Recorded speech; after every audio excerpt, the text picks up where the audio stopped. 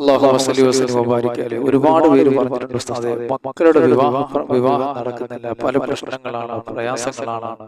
ഇൻഷാ അല്ലാഹ് ഞാൻ നിങ്ങൾക്ക് ഒരു ചെറിയൊരു അമല് പറഞ്ഞു തരാം. ഇൻഷാ അല്ലാഹ് നിങ്ങൾ ഇതൊന്ന് ചെയ്തു നോക്കൂ. ഈ ദിക്ർ നിങ്ങൾ 12 ദിവസം ചൊല്ലിയിട്ട് അല്ലാഹുവോട് നിങ്ങൾ ദുആ ചെയ്യ്. ഇൻഷാ അല്ലാഹ് നിങ്ങൾ ഉദ്ദേശിക്കുന്ന പോലെ തന്നെയാണ് അല്ലാഹു സുബ്ഹാനഹു വ തആല നിങ്ങളെ മക്കൾക്ക് അല്ലാഹു എത്തിച്ചു നൽകുന്നതാണ്. അല്ലാഹുവേ, നീ ഞങ്ങളുടെ മക്കൾക്ക് ഒരു സാലിഹീങ്ങളായ ഇണകളെ നീ നൽകണേ അല്ലാഹ്. റബ്ബേ, സാലിഹീങ്ങളായ ഇണകളെ ഞങ്ങളുടെ മക്കൾക്ക് നീ നൽകണേ അല്ലാഹ്. ഇത് പലരും പറയുന്നതാണ്.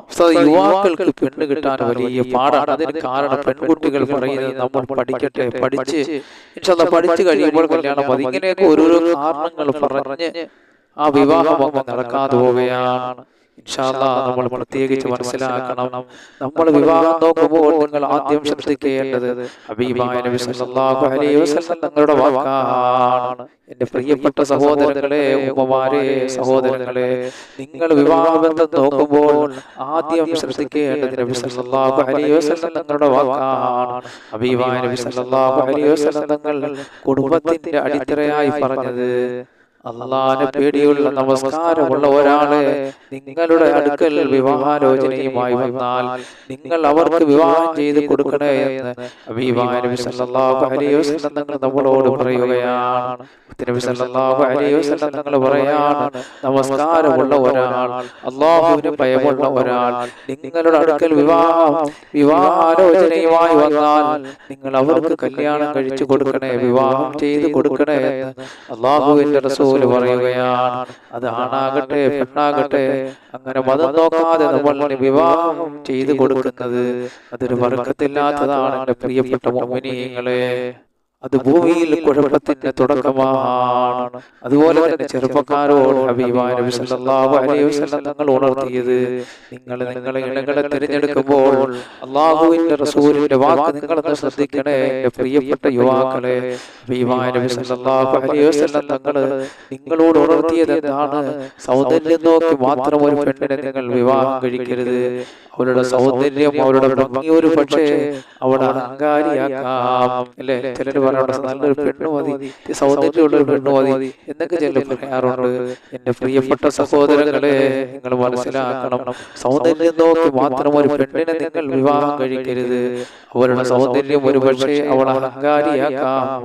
അതുകൊണ്ട് നല്ല ദീനുള്ള പെണ്ണിനെ നിങ്ങൾ വിവാഹം കഴിക്കണം. അതല്ലാതെ ദീനില്ലാത്ത പെണ്ണിനെ നിങ്ങൾ വിവാഹം കഴിക്കരുത്. അല്ലാഹ് നമ്മളെ കാക്കുമാറാകട്ടെ. കാരണം ദീനില്ലാത്തൊരു പെണ്ണിനെ നീ വിവാഹം കഴിച്ചാൽ നിനക്കതൊരു നാശത്തിനൊരു കാരണമാണ്. കാരണം അല്ലാഹുവിനെ ഭയമുള്ള ഒരു പെണ്ണാണ് എങ്കിൽ തീർച്ചയായിട്ടും അവളുടെ മക്കളെയും അവളുടെ ശരീരത്തെയും അവളുടെ സമ്പത്തിനെയും എല്ലാം അവൾ സൂക്ഷിക്കപ്പെടുന്നതാണ്. അല്ലാഹുവിനെ ഭയമില്ലാത്ത ഒരു പെണ്ണിനെയാണ് നീ വിവാഹം കഴിക്കുന്നതെങ്കിൽ അതെല്ലാം വലിയ അപകടത്തിലേക്ക് പോകുന്നതാണ്. അല്ലാഹു നമ്മെ കാക്കുമാറാകട്ടെ. അവ ദീനുള്ള പെണ്ണിനെ കെട്ടാൻ അല്ലാഹുവിന്റെ റസൂൽ പറഞ്ഞതാണ്, തുഖ്ഹുൽ മർഅതു ലിഅർബഇ ഖിസാലിൻ ലിമാലിഹാ വലിജമാലിഹാ വലിഹസബിഹാ വലിദീനിഹാ ഫദ്ഫർ ബിദാത്തിദ്ദീൻ. ഒരു പെണ്ണിനെ ഒരു മനുഷ്യൻ വിവാഹം കഴിക്കുമ്പോൾ പല കാര്യങ്ങളും അവൻ ശ്രദ്ധിക്കാറുണ്ട്.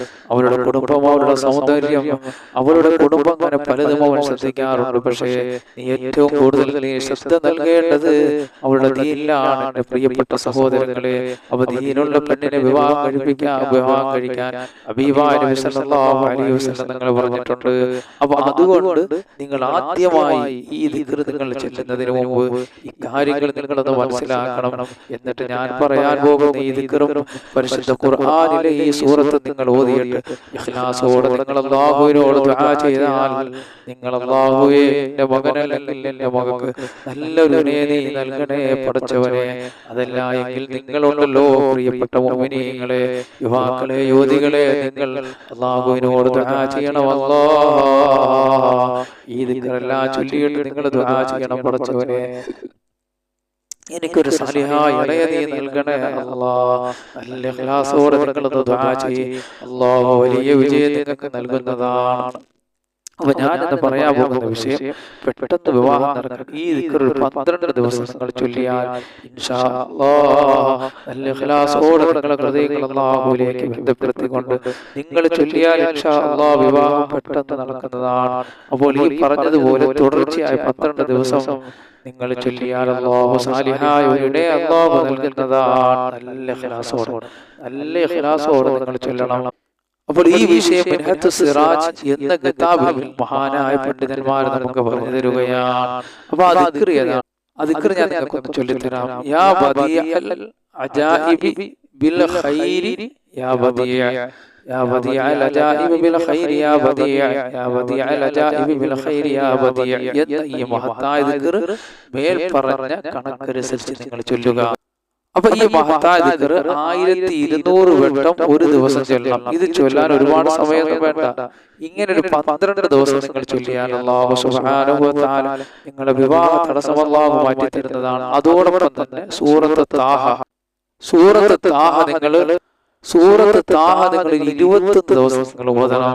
കാരണം ഈ സൂറത്ത് താഹയിൽ മഹാനായ മൂസാ നബി അലൈഹി സ്വലാത്തു വസ്സലാമിന്റെ ചരിത്രം പറയുന്നുണ്ട്. മഹാനായ ശുഐബ് നബി അലൈഹി സ്വലാത്തു വസ്സലാമിന്റെ മകളുമായി നടന്ന വിവാഹങ്ങളൊക്കെ ചർച്ച ചെയ്യുന്ന ഒരു മഹത്തായ സൂറത്താണ് സൂറത്ത് താഹ. അപ്പൊ ഈ സൂറത്ത് താഹ നിങ്ങൾ ഒരു 21 ദിവസം ഓതിയിട്ട് നിങ്ങൾ അല്ലാഹുവിനോട് ദുആ ചെയ്യേ. ഇൻഷാ അല്ലാഹ് നിങ്ങളുടെ വിവാഹ തടസ്സങ്ങളൊക്കെ മാറുന്നതാണ്. നല്ലൊരു ഖൈറായ ഒരു ഇണ അല്ലാഹു നിങ്ങൾക്ക് നൽകുന്നതാണ് എന്ന് മഹത്തുക്കളായ പണ്ഡിതന്മാർ പറഞ്ഞതായി നമുക്ക് ഗ്രന്ഥങ്ങളിൽ കാണാൻ കഴിയുന്നതാണ്. അപ്പൊ അല്ലാഹുവിന്റെ പരിശുദ്ധ ഖുർആൻ വലിയ മഹത്വമുണ്ട് മുഅ്മിനീങ്ങളെ. അത് നമ്മൾ പാരായണം ചെയ്തിട്ട് അല്ലാഹുവോട് ദുആ ചെയ്താൽ മന്നാനായ അല്ലാഹു സുബ്ഹാനഹു വ തആല നമ്മുടെ ഹലാലായ മുറാദുകൾ സാധിപ്പിച്ചു തരുന്നതാണ്. അല്ലാഹുവേ നിങ്ങൾ പറഞ്ഞത് കേട്ടതെല്ലാം ഒരു സാലിഹായ അമലാക്കണേ അല്ലാഹ്. ഇതെല്ലാം ലോക വിജയികളെ കൂട്ടത്തിലെത്താൻ ഒരു കാരണമാക്കണേ അല്ലാഹ്. എല്ലാവിധ ഖൈറുകളും ഞങ്ങൾക്ക് നീ നിലനിർത്തണേ അല്ലാഹ്. നിന്റെ പരിശുദ്ധ ഖുർആന്റെ മഹത്വങ്ങൾ പറഞ്ഞ മജ്ലിസാണ് അല്ലാഹ്. ഇതെല്ലാം നീ സ്വീകരിക്കണേ പടച്ചവനെ. അല്ലാഹുവേ നീ ഖബൂൽ ചെയ്യണേ അല്ലാഹ്. റബ്ബേ നീ ലോക വിജയികളെ കൂട്ടത്തിൽ ഉൾപ്പെടുത്തണേ അല്ലാഹ്.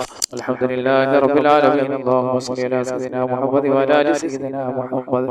അല്ലാഹുമ്മ ഗ്ഫിർ ലനാ വലിവാലിദീനാ വലിമശായിഖിനാ വലിഅസാതിദിനാ റബ്ബനാ കമാ റബ്ബൗനാ സഗാറാ. അല്ലാഹുമ്മ ഇദ്ഫഅ അന്നൽ ബലാഅ വൽ വബാഅ വൽ ഖഹത വൽ അംറാദ യാ അർഹമർ റഹീമീൻ. അല്ലാഹുവേ പ്രപഞ്ച സൃഷ്ടാവായ പടച്ചവനെ ഞങ്ങളുടെ രോഗങ്ങളൊക്കെ ശിഫയാക്കണേ അല്ലാഹ്. ഞങ്ങളുടെ കടങ്ങളൊക്കെ വീട്ടണേ അല്ലാഹ്. ഞങ്ങൾ പറഞ്ഞത് കേട്ടതെല്ലാം ഒരു സാലിഹായ അമലാക്കണേ അല്ലാഹ്. ഭവനമില്ലാത്തവർക്ക് ഭവനം നൽകണേ അല്ലാഹ്. മക്കളില്ലാത്തവർക്ക് മക്കളെ നൽകണേ അല്ലാഹ്. ജോലിയില്ലാത്തവർക്ക് ജോലി നൽകണേ അല്ലാഹ്. ദാരിദ്ര്യമെന്ന മഹാവിപത്തിൽ നിന്ന് ഞങ്ങളെ കാക്കണേ അല്ലാഹ്. സമ്പത്തിന്റെ വഴികൾ വിശാലമാക്കണേ അല്ലാഹ്. കേസുകളിൽ നിന്ന് കള്ളക്കേസുകളിൽ നിന്ന് രക്ഷപ്പെടുത്തണേ അല്ലാഹ്. ഞങ്ങളുടെ കച്ചവടത്തിൽ ഞങ്ങളുടെ ജോലിയിൽ ഞങ്ങളുടെ തൊഴിലെല്ലാം നീ ബർക്കത്ത് നിലനിർത്തണേ അല്ലാഹ്. ആകാശത്ത് ഇറങ്ങുന്നതും ഭൂമിയിൽ നിന്ന് മുളയ്ക്കുന്നതുമായ സർവ്വ ആപത്തുകളെ തൊട്ടും വിപത്തുകളെ തൊട്ടും നീ ഞങ്ങളെ കാക്കണേ അല്ലാഹ്. ഈ ഭൂമിയിൽ എന്തെല്ലാം അനുഗ്രഹങ്ങൾ നീ ഞങ്ങൾക്ക് നൽകിയിട്ടുണ്ടോ അതിലെല്ലാം ബർക്കത്ത് നൽകണേ അല്ലാഹ്. ഞങ്ങളുടെ മക്കളുടെ അനുഭവങ്ങൾ മാറ്റണേ അല്ലാഹ്. പഠിച്ചവർ ഒരുപാട് മക്കൾ വിവാഹ പ്രായമെത്തി നിൽക്കുന്ന അല്ലാഹ്. അവർക്കൊക്കെ സാലിഹീങ്ങളായ ഇണകളെ നൽകണേ അല്ലാഹ്. മഹത്തുക്കളായ പണ്ഡിതന്മാര് പറഞ്ഞു തന്ന ദിക്റുകളും സലാത്തുകളും അദ്കാറുകളും ഞങ്ങൾ ചൊല്ലി ദുആ ചെയ്യുമ്പോൾ അല്ലാഹുവേ നീ ഞങ്ങളുടെ മക്കൾക്ക് സാലിഹീങ്ങളായ ഇണകളെ നൽകണേ അല്ലാഹ്. എല്ലാവിധ ഖൈറുകളും നീ നൽകണേ അല്ലാഹ്. ആപത്ത് മുസീബത്തുകളിൽ നിന്ന് കാവൽ നൽകണേ അല്ലാഹ്. ആകാശത്ത് ഇറങ്ങുന്നതും ഭൂമിയിൽ നിന്ന് മുളയ്ക്കുന്നതുമായ സർവ്വ ആപത്തുകളെ തൊട്ടും വിപത്തുകളെ തൊട്ടും ഞങ്ങളെ കാക്കണേ അല്ലാഹ്. റബ്ബേ ഞങ്ങൾ പറഞ്ഞത് കേട്ടതെല്ലാം ഒരു സാലിഹായ അമലാക്കി മാറ്റണേ അല്ലാഹ്. റബ്ബനാ ആതിനാ ഫിദ്ദുനിയാ ഹസന വഫിൽ ആഖിറതി ഹസനത വഖിനാ അദാബന്നാർ. അല്ലാഹുമ്മ സ്വല്ലി വസല്ലിം വബാരിക് അലൈഹി.